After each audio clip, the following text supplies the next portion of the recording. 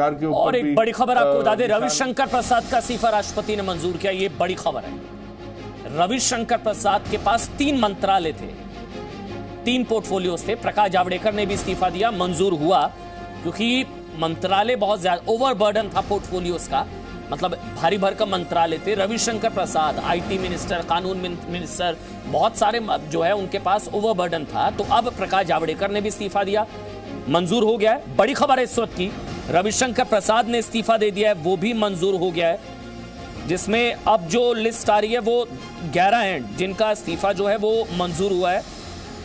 12 सदानंद गौड़ा, रविशंकर प्रसाद, Thawarchand Gehlot, Ramesh Pokhriyal Nishank, doctor Harshvardhan, Prakash Javadekar, Santosh Kumar Gangwar, Babul Supriyo, और इसके अलावा रतनलाल कटारिया, प्रताप सारंगी। प्रकाश जावड़ेकर ने भी इस्तीफा दिया, मंजूर हुआ। रविशंकर प्रसाद ने, रमेश पोखरियाल निशंक ने। ये अब जो लिस्ट आ रही है अभी जो है कि प्रेसिडेंट ऑफ इंडिया ने 12 का इस्तीफा मंजूर कर लिया है। रविंद्र इस वक्त हमारे साथ है। रविंद्र, रविशंकर, ये ओवरबर्डन है पोर्टफोलियोज का, रविशंकर प्रसाद, प्रकाश जावड़ेकर? बिल्कुल आप देखिए कि रविशंकर प्रसाद अनएक्सपेक्टेड हैं।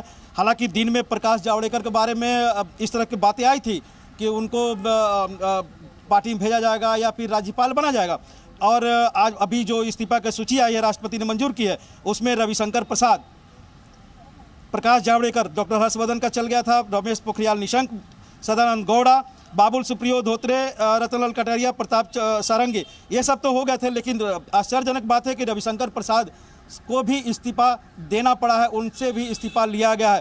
तो अब हो सकता है कि उनको पार्टी संगठन में भेजा जाए। हालांकि रविशंकर प्रसाद सरकार के एक तरह से प्रवक्ता के तौर पर भी देखे जाते थे, जब चाहे संसद के अंदर हो सरकार को डिफेंड करना या फिर पार्टी फोरम पर डिफेंड करना, तो रविशंकर प्रसाद को ही भेजा जाता था। तो कहीं ना कहीं उनका इस्तीफा एक आश्चर्यजनक बात है, जरूर चौंकाने वाला है। इस पूरे जो प्रक्रिया सुबह से चल रही थी उसमें आईटी, कानून मंत्रालय सब कुछ देख रहे थे, अभी संचार मंत्रालय देख रहे थे, ट्विटर विवाद जो हुआ था उसको भी उन्होंने जिस तरह से निपटा था ये भी सबके सामने है।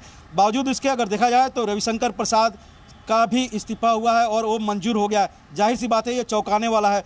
प्रकाश जावड़ेकर आईएनबी मिनिस्टर, भारी उद्योग और इन्वायरमेंट देख रहे थे, और आपने देखा होगा कि जब भी कैबिनेट की ब्रीफिंग होती है, हालांकि आईएनबी मिनिस्टर उसमें जरूर मौजूद रहते हैं, लेकिन ये कहा जाता था कि प्रकाश जावड़ेकर जब भी प्रेस कॉन्फ्रेंस करते थे, हम बता रहे हैं जानकारी के अनुसार, यहाँ तक कि प्रधानमंत्री या पीएमओ के लोगों का भी ये मानना था कि प्रकाश जावड़ेकर जब प्रेस कॉन्फ्रेंस करते हैं और उनसे इधर उधर को कोई सवाल पूछा जाता है तो उसको बखूबी वो टालने में माहिर हैं।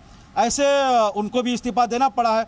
अब ये देखने वाली बात है कि ये जो इस्तीफा, दोनों का इस्तीफा हुआ, ये परफॉर्मेंस के आधार पर हुआ या फिर भूपेंद्र यादव को जो संगठन से सरकार में लाया गया, इन दोनों में से किसी को संगठन में भेजा जाएगा। आपको याद होगा कि जब वेंकैया नायडू जब अध्यक्ष बने थे तो उस समय उन्होंने लाल कृष्ण आडवाणी और अटल बिहारी वाजपेयी से आग्रह किया था कि हम नए अध्यक्ष बने हैं और बहुत सीनियर लोग हैं, ऐसे में हमको एक सीनियर 1-2 लोगों को चाहिए जो मंत्रिमंडल में, और प्रमोद महाजन को सरकार से संगठन में भेजा गया था।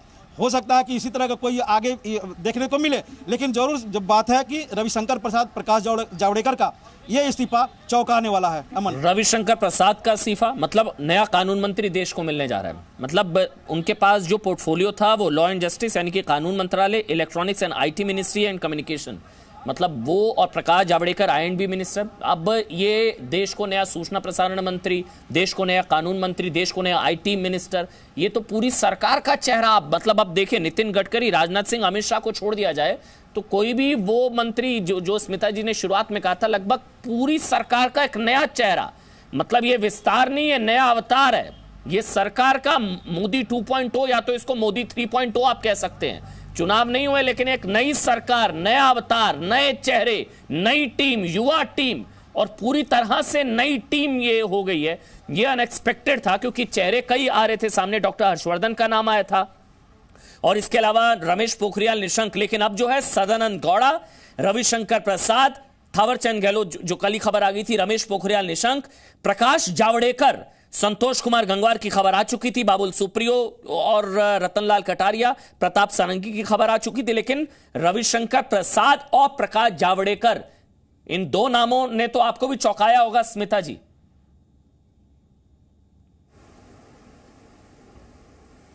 जी बिल्कुल चौंका दिया है, क्योंकि ट्विटर के अगेंस्ट जो जंग चल रही थी तो उसमें जावड़ेकर और रविशंकर प्रसाद सामने थे, और अब ये दोनों हट गए हैं। तो ट्विटर में तो आज